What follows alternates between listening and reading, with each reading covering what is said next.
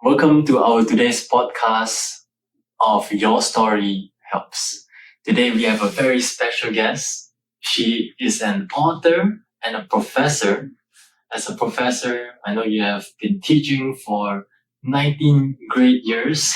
And as an author, she also has been recognized by HBO and has 3 award-winning short stories, and also having a debut novel in the upcoming July of 2024. Yes. Yes. She is Soma Sheng Frazier. Welcome, Soma. Thank you so much, Eason. And hi, guys. Yes. So just now, you gave us a little bit sneak peek already of how your story is and how you came to be. And it's so very adventurous.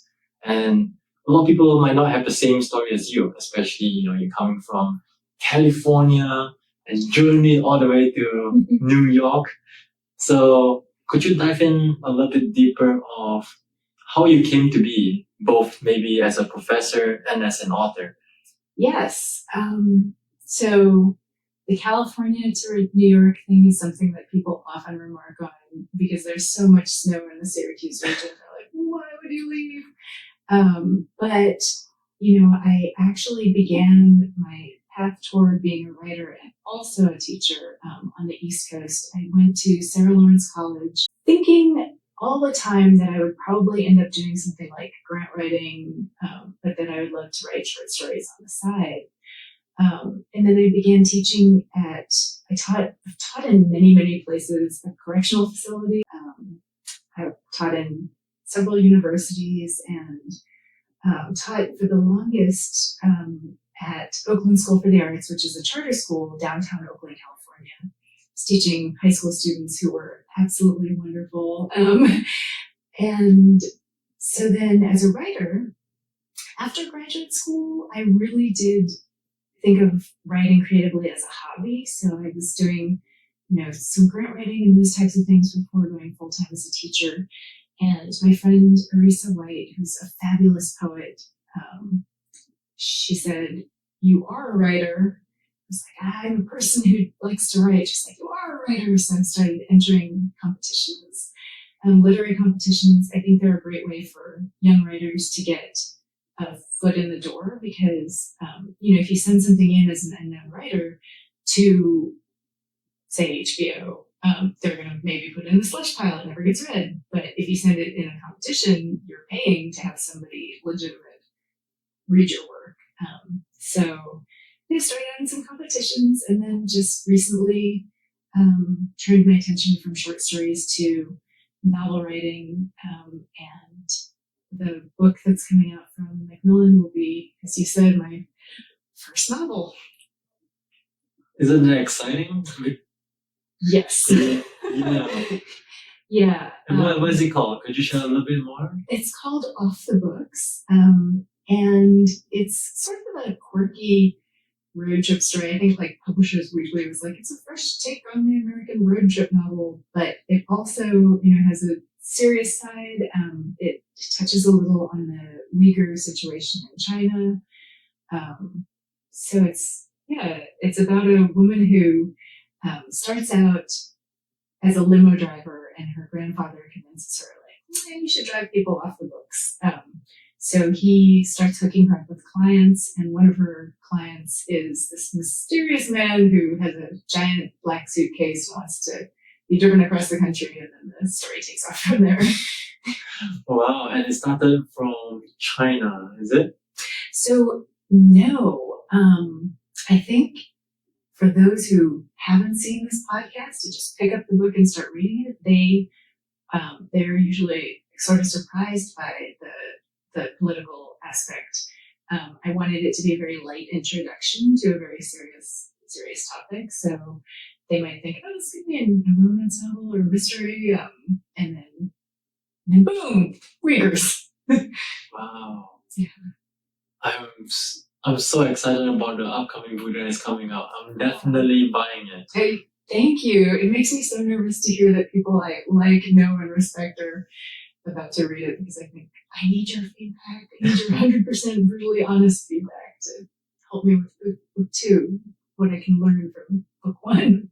Yeah. But it sounds like, you have already been recognized by a poem writer. Is it just now you mentioned? Oh yes, So Publishers Weekly, I was very unfamiliar with the business aspects of novel writing. So first you get reviews from other writers, and then trade reviews, which go out to booksellers and librarians. And so Publishers Weekly is my first trade review, and I was sort of biting my fingernails before it came out, and now I feel like a weight has been lifted. Yeah. So, yeah. It sounds like it started a long time ago because, a lot of people underestimated how long it took to write a book. Yes. And it sounds like it started long ago. And could you tell us a little bit about how the journey came to be and how it started? Yeah. Where we are right now? Absolutely. When you look at the finished product coming out in 2024, it's kind of a 7-year process from 2017 to 2024. And now there have been so many eyes on it because, before even sending it to that first agent who said, like, yeah, this could be a book, I ran it by a lot of beta readers. They're called, just like people who read it, gave me their opinions and revised based on their feedback. So it's a little bit of, I feel almost like I'm cheating when my name appears on the cover because there are like 20 people at least who have really helped to build this book. It's a team project. So yeah, a lot goes into that kind of book. Yeah.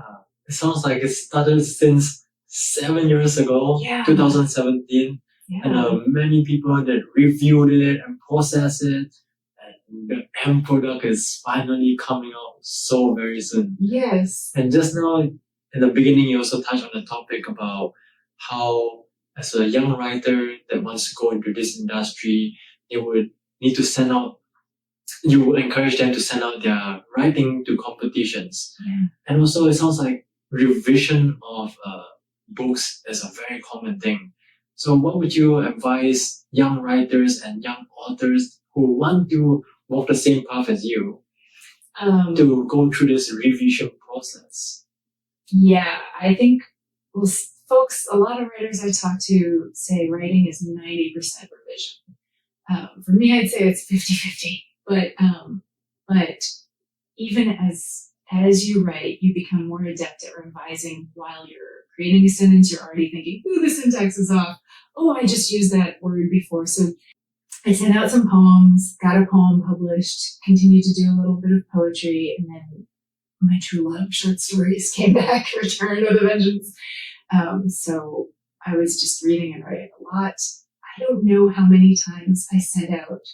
Well, I don't know how many stories I sent out, but I will say that the first story that I had published, I probably sent it out at least 6 times because, when I first wrote it, structurally it wasn't very sound. And so I send it out and you're waiting to hear back and you're reading it and you're like, oh no, look at that. Yeah. I need to fix that. So you tweak it a little and then maybe you send it out again and you're reading it again and you're like, oh, I could improve something here and there. So by the time it gets to someone who says yes, it's a different story. Now, once you have a literary agent, it behooves the writer to really take the story as far as it can go in terms of like being polished and ready, market ready, before sending it out, because that agent has such little time, and her whole team is going to spend hours reading your book. So it had better be as good as you can make it. And I'm always kicking myself in the butt, like, I should have realized this before I sent it out. I should have, gotten more feedback. So you just try your best to, before sending it to an agent, you gotta get a lot of eyes on it. Yeah. Thank you for sharing the transparency too, because I know too, as a person, it's impossible to do 100% of the things that you know. Yeah. it's always a percentage of everything that you know. So whenever we revise ourselves, we feel like we became our biggest critics. Yes. Right. I'm so glad that you said that. I hope that any aspiring writers listening will take that to heart, because in addition to the things that we know, which we can't bear in mind all the time, all at once, also there are the things we don't know. And those things we don't even know that we need to be looking into and correcting and improving upon. So when I was young, I would fail at something and go, oh no, I failed again, that sucks. And now I'm like, ooh, another learning opportunity. Although at first there's that, oh, it sucks. And then, ooh, I'm learning so much from this big mistake that I made. And so, yeah. Yeah, I totally agree. Failure is the journey to success, right? Yeah. Have you had things that you thought were failures which led to giant successes in your life? Or Yeah, absolutely. Because it tends to be the biggest failure that creates the biggest learning opportunities. yeah. And you reflect on it, and it would sometimes change your entire life. Yeah. And that's kind of how it happened to me. I had a very terrible failure in my previous job before. Oh. However, my mentor told me, now that I failed, it's time for me to embrace it, learn it, and never repeat it. That's a great mentor. I need that mentor. And you're so stellar in your job here that it seems to have sunk in and you're doing it. Yeah, well, thanks to some of the mentor that sometimes the words touch us, right? Yeah. And you're a word expert too, so I understand that, sometimes our words is impactful. It is powerful. Yes. Yeah. Yeah. And just a little bit more too, just now you mentioned failure is the journey to success. Mm-hmm. So if you don't mind me asking, what is success in your eyes then? I think when I was younger, I might have thought, this is a little bit cheesy, but I might have thought of it as the destination, and they say like it's a journey. So I think that now as a parent, success for me is very tied up in, is my kid healthy, happy, cared for? Am I doing the things in the world which will create dialogue that's important and will one day affect my kid? Am I trying to do no damage, like minimize the damage that I do in the world while putting something positive out there?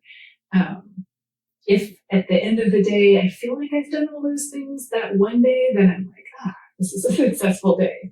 And then again, you have those failures, and I just feel like you got to get up. And the Japanese actually have the saying "gambate," and I feel like you got to gambate and just like keep trying your hardest, even when things are tough. Yeah, and just now you mentioned success is not a destination. Could you dive in a little bit deeper on what you meant by that? Yeah, I mean, I suppose if you reach the pinnacle, then there's no more climbing to do, right? So I remember when my first book got published, Nikki Giovanni blurbed it, and I thought, I die happy, put this on my gravestone, I'm done.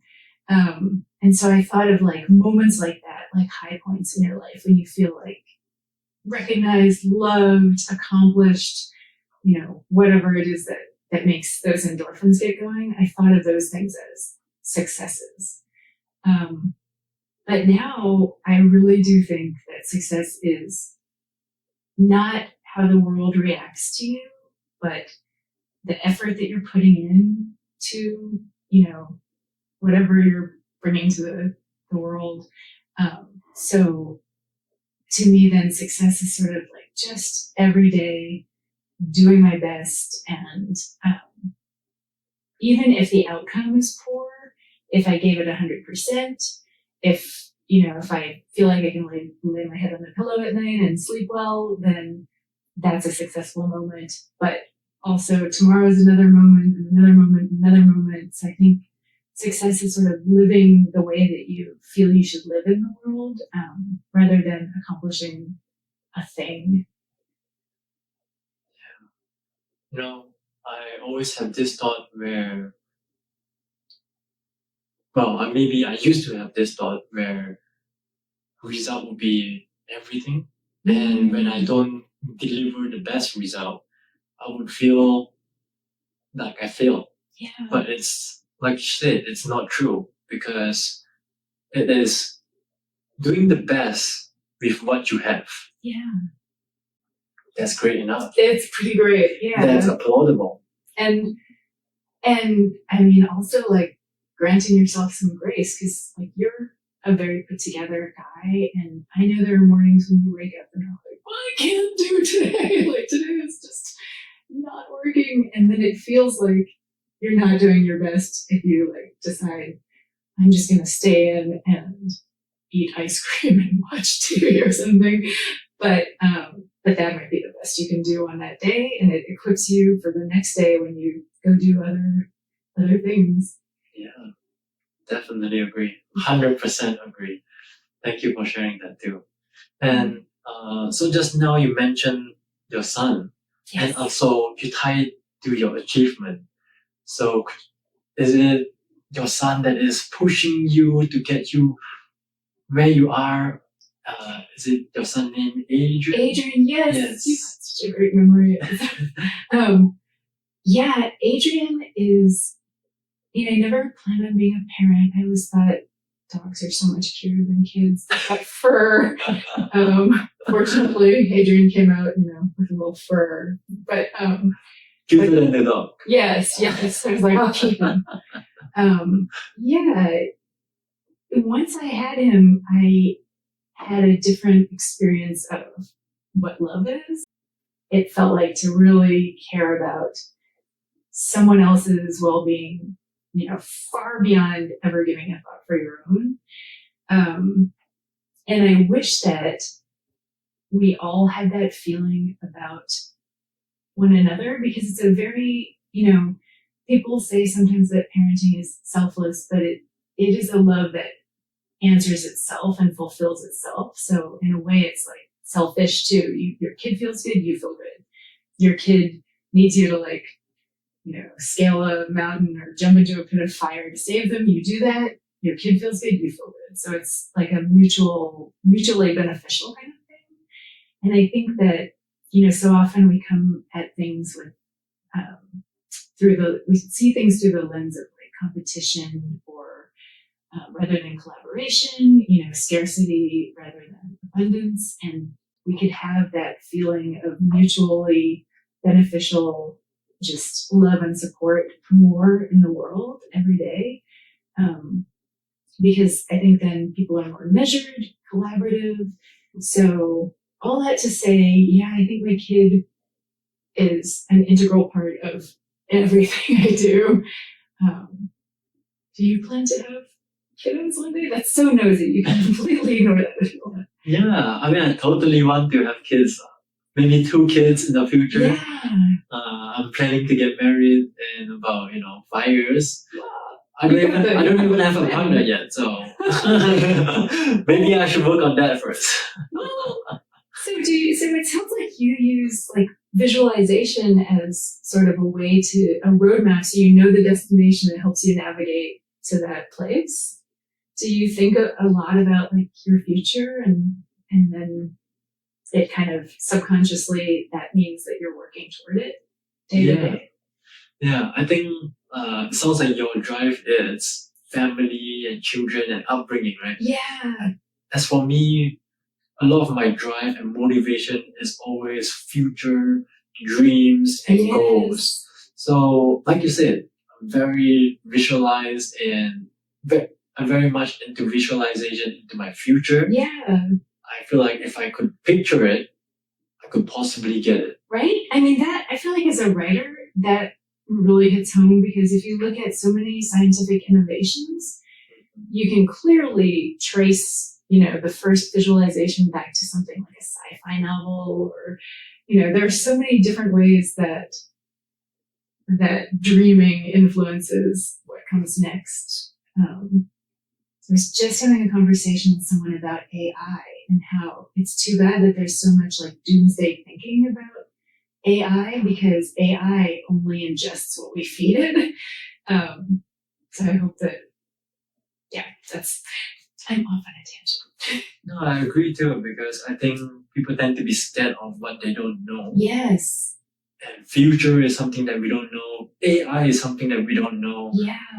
And since one person and another person attach the idea of it, we visualize it being possible. Yeah, absolutely. And that's always the other side of the coin too. What if it changes lives for the better? Yeah. What if it make human much more efficient than ever? Yeah. What if you don't need to work anymore and you can just lay back and stay home? Yeah. We never know what AI can do for us. That I also think that's so interesting what you said about fear, because if a spider lands on you and you're scared of it, you instantly like, ugh, and then it's dead. So fear like doesn't necessarily result in the best outcome for everyone. And then there's this story by a Russian author whose name, of course, I am forgetting right now. I'm gonna leave it to our like well-read viewers to know who he is. But he wrote this beautiful story about a spider web that descends down into hell, and it can support the weight of a person. So like one person starts climbing out of hell on the spider web, and then when people see that someone's climbing out, they all are like, oh no, I can't wait. Like I have to get in there before like the spider comes with the web breaks, and they all rush it. And then the weight is too much and it breaks. Whereas like if they had been patient, worked collaboratively, thought about like, whew, this can probably support one person at a time, formed a queue, I don't know. But yeah, I don't know, something you said maybe. Yeah, I mean, totally makes sense. It sounds like they are all scared of not being the person who get to go down. Yes, absolutely. And because of the fear and also the competitiveness that you mentioned, it make them make a decision that is less rational. Yeah, sort of akin to that crabs in the barrel metaphor, which has been, misapplied, I think, to like the African American community. The metaphor is like, don't scrabble to like beat each other and walk over each other, help each other up, which is a good message. Yeah, you can either step over someone to climb, or you can help each other to climb. Yes. Yeah. And I think that's a lot of competition too, because we are always trying to be better than the person next to us. But a lot of the times, we are all in different paths, competing in our own life. Yeah. So when you don't compare, your life starts to get actually more satisfying too. Yeah, it's such an interesting thing because people talk about healthy competition versus unhealthy competition. And I guess healthy competition could be, just as you said, competing with yourself. Like you see someone, I'm never going to run a 2-minute mile, but I see someone and I'm like, ooh, I should run faster, competing with myself, setting my own standards. And that feels good rather than the like, I'm never going to be this, I'm never going to be that, I have to be better than this, I have to be better than that. I feel like, looking at those people as models and inspiration just can promote competition. Are you a competitive person? Do you think of yourself as like a competitive person? Oh yeah, definitely. It served you well. Yeah, well, it definitely does what you say. The healthy side and the unhealthy side. And I think because of my competitiveness and also trying to be as best as I can, and sometimes best in the room. Yeah. It kind of trapped me in this situation where I just want to be better, and there's never a roof that you feel like this is enough. Yeah. So that's the unhealthy part. But at the same time, it pushed me really far, which is healthy. So I think healthy competition is good to help us grow and to be better. But at the same time, we need to learn to reflect and understand how far what we have came from. Yeah, I agree. I think it's interesting because I hear a lot of folks my age look at younger generations and say, oh, they're such babies. They're too, basically too kind to one another. They don't compete and they don't know the hard. And then I think, wow, my parents thought that about our generation. Their parents probably thought that about their generation. It's always been this struggle between, how can we be kind to each other and push each other to excel and push ourselves to excel. I actually love the students at S1E3's attitude toward mental health. I think that there's a lot of good stuff going on in that regard where people are learning to be kinder to themselves and be kinder to others. I met you at a mental health event. Yes. Yeah. Most definitely. Yeah. It's they call it the saloon, and Yes. it's almost like a group therapy where everyone get to ponder deeper questions and also find out more about ourselves. Yes. And also give some answer to others around the room. Yeah. I think this kind of session needs to be more popularized. Yeah. It was so well facilitated too by Horain Daly, the alum. He's just so fabulous. I think that hopefully this generation is taking mindfulness and incorporating it in workplaces and other places where it is sorely lacking sometimes. I think there's also always the generation, maybe called gap, Yeah. where we always think that, the generation difference is bringing us further. Mm. But it never really seemed to be always that. Because I feel like there's always a good part and also the bad part, right? Mm-hmm. So oftentimes the generation always think of the next generation of something less or something that they're not able to do.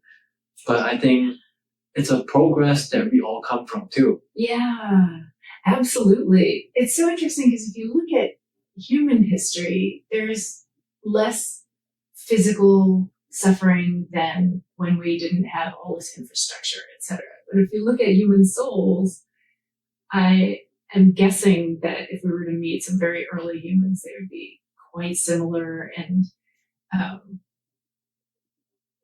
And so it's interesting when you hear people say things like, yeah, but the next generation, they're smarter than we are. They're still human beings. They're dealing with different things. They have now a history of our mistakes to learn from, our failures, and our successes. And it's just, I don't know. Do you think that people are progressing spiritually and intellectually? Or do you think that we're just amassing more information and input, but we're still sort of the same vessel, so we can handle only so much input and wisdom? What do you think? Yeah, great question. Just because of you asking that question, I know you are thoughtful enough to think this through too. Oh. Yeah. So a little bit of my thoughts is that I think human history has come from a very long history and come from very far. Yes. And with that too, the needs of each generation and human history has changed throughout the time. Mm-hmm. I think we are a little bit familiar of Maslow hierarchy. And what it's essentially saying is that the most common need is like food, beverages, and food, water, and air, and something like that. And as higher up you go, it's physiological and also mental health. Yeah. So I think it's also the progression of human history, where human in the cave would be focusing on the survival need, and we have the fortune to now think about our mental health. Yeah. I think that's also one of the reasons why mental health has been a very hot topic and a very trendy topic, especially the younger generations. Yes. Because we are able to focus in other needs than just the common needs. Yeah. Yeah. That's so well put. then I go and watch. I feel like it's such a long-term process, like the evolution of human beings, that, sometimes we want to see it in one person.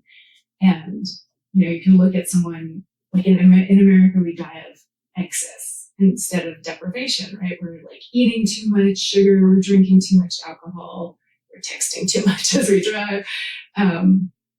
So people could say, well, I don't know if it's good for people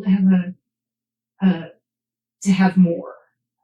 But I think once we learn how to deal with the more, just as you said, AI could handle so many things that we used to handle, and so we're on to the next issue, and then on to the next, and it'll be. I wonder if it'll. I wish I could see us in a million years, if we're somewhere, maybe not even on this earth, but and then another million years, who knows? That's very woo-woo. That's California talk. Well, we don't know. The future is far to go too. Yeah. Yeah. And just now you mentioned too, I feel like it's a human nature to always chase for something that we don't have, and chase for something that we need at the time. So I never really think of it as a scenario where a need is bad. It's just at the time that is your biggest need. Yeah, absolutely. One day, who knows, in 1,000 years, people might reflect back in our life right now. They'd be worrying about AI and they would be laughing at us. Yeah. Because they have seen the result of it. Yeah. But that's our need as well. Yeah. We are lacking of the vision of what the future would look like. Yes, I feel like that is one thing of which I'm certain.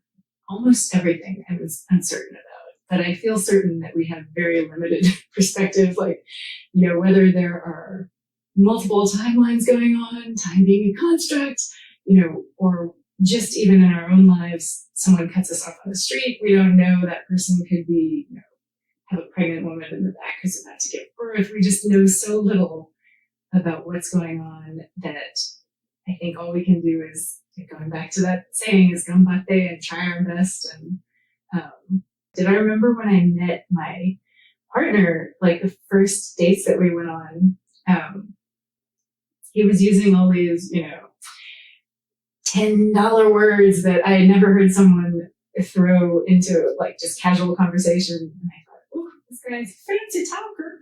And he said that he learned his vocabulary from action movie villains, because they would always have a villain, speak eloquently. And I was like, wow, this is a guy who can watch like Die Hard and learn a word that I would have since forgotten. So interesting how we get different things from entertaining. Yeah. That's like two birds in one stone, right? Yes. Yep. Yeah. Learning or having fun. Yeah. I think there's also learning opportunities everywhere, wherever you go. Yeah. And it's if you're looking for it or not. Yeah. I think your partner is demonstrating in a perfect way from movies and entertainment too. Yeah. How did you? So you strike me as someone who's very observant and always, learning. Was there a moment when you were a kid maybe, or when you just realized like, oh, if I pay attention and think about stuff, I'm maybe never bored, or like maybe I can achieve my goals more easily? Or is this just your nature? You're like an absorber. So funny thing, I will consider now myself as observer. And also someone who absorbs knowledge, but it doesn't always start from there. It's a journey where I start learning, and I learned one simple code that I used to have a complete misunderstanding of this code. The code is saying that when the student is ready, the master will appear. Yes. I always thought of it as as a physical person Mm. to show up in your life and start teaching you.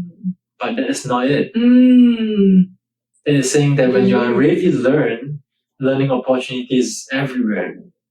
Every moment, every person, in every movies, entertainment. Yeah. Learning opportunities everywhere if you're ready to learn. And Yeah. I think that's how, when I grasp the code in a different way, then I start learning that every opportunity falls upon us if we are looking for it. Yes. That's so interesting. Yeah. So yeah, again, simple code. When the student is ready, the master will appear. But the master is the whole universe. And Yes. yeah.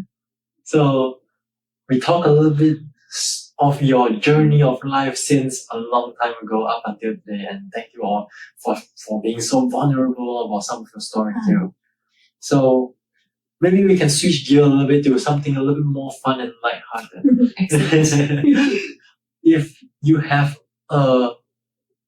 if you wake up tomorrow and you're able to learn and contain a new ability or a unique talent, what would it be? It can be any talent at all. Okay.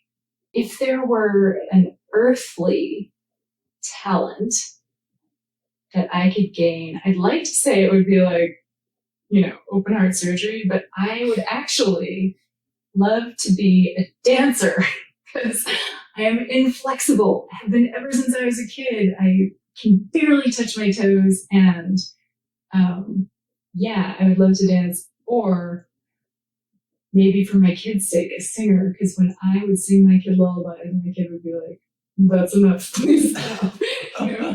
Same as you, I should really confine my singing to the shower for other people's good. So maybe dancing, maybe singing. Wow. How about you? That's truly fascinating too, because funny thing is 1 year ago, I was hoping for the exact same thing. Oh. Learning to sing and dance. And I find out I just never really let loose of myself. I think everyone's a natural singer or dancer. Yeah. It's just that we don't really allow ourselves to be that version in front of others. That totally makes sense. Yeah. Well, in that case, my wish has already been fulfilled because I do a lot of dancing at home in the kitchen with my kid and my partner. And I'm sure that with all the variety of music, like Mongolian throat singing to, scat to all the different types of music, there's someone somewhere who'd be like, yeah, your singing is music. Yeah. Some poor fool. And I'd be like, whoa, okay, thank you. Sometimes we always think that a singer or dancer needs to be on the stage in order to be considered a singer or dancer. But it's never really like that. Yeah. If you dance, you're a dancer. If you sing, now you're a singer. And just like you're a writer too. Yeah. I was about to say, like, that's exactly what I tell my students. Like, you're already a writer. They're like, how can you become a writer? You're already, look at you now. What are you doing? You're writing. But yeah, that can be applied to other things too. Right. And actually, I need to tell the audience, I take this from you. Oh, it's actually you telling a student, and that student shared that to me because you inspire her. Oh, that's so sweet. Yes, and that is why I know this sentence about anyone can be a writer. And it's actually from you passing the message to your student, and that person was inspired and shared it to me. Sweet. Yeah, I'm so glad that sank in. That I feel like of all the things that you can remember from a writing teacher, like, what's a dangling modifier? That is much more valuable. Yeah. And like I said, in the beginning of the session too, our words is always much more impactful than we always imagine. And you truly just proved that in that moment. Oh, that's so kind. It's a strange thing because in this era where, everyone is being recorded in some way, prime example. But our words do have a lasting, they have a shelf life. But you never know. Like I've had people say things to me in passing that have just really struck me when I'm down. They've lifted me up. They've taught me so many things. I will probably be repeating what you said about, when the student is ready, the master will appear, like the two ways to see that. And yeah, that's another interesting thing about writing is that people talk about original writing. And I think you can be original with structure and form. You can be, original in your themes, or your plot can be original, but it's not that original because, we are using the words that we were taught, and the ideas that we've learned, and all those things come from somewhere. So it's more like a recycling than a creating something brand new. Yeah. A lot of the words that we both mentioned, I believe, has been said before. Yes, absolutely. But today, we are being recorded and heard by others. Yeah. And that's the reason why I want to do this podcast too. Your story helps. Oh. So exactly like you, when you share your story, it will definitely touch a lot of people in the audience, and especially really myself. Because I believe in one sentence that is not a quote from my boss. She mentioned that not every conversation can change your life, but any conversation can. That's fabulous. See, your boss, I gotta meet this person. I think this is really an interesting project, and I can't wait to listen to all the stories that you bring forth. You make it easy for people, set us at ease, and we just start yapping. Yeah. So with that too, as our last question, maybe you could share to us, what is the best advice that you have ever heard? Oh, maybe there are 3 contenders. How will I choose? Okay. So I used to have a friend when I was a kid, and she stuttered. And her parents would cut in because they didn't want her to be embarrassed, and they would finish her sentences for her. So they never really gave her a chance to get the words out, which I think exacerbated her stutter. And I was looking at that and like, I don't know if I should be doing that as well. And I remember my dad said, never give anyone help unless they ask for it, but they may ask for it in a way that's not explicit. And I think that's a very complicated piece of advice, but also something that has really affected the way that I try to be in the world, is to, never give anyone help unless they ask for it, but to be aware that they may ask for it in some nuanced or understated or not so evident way. I truly appreciate you sharing that, because a lot of this conversation that I have, especially in the podcast where we talk a lot about the special guest's story, a lot of times I am on purpose not sharing advice because they're not explicitly asking. But your dad is very wise too, because a lot of the time we are asking for help in ways that we don't always offer. Yeah, he was a very complicated guy, but that has always stuck with me. I try to do that. I'm gonna grasp that too.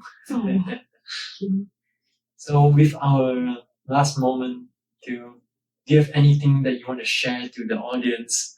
Any final words about anything at all, about our conversation today, or anything that is not related to our conversation today too? It's fine.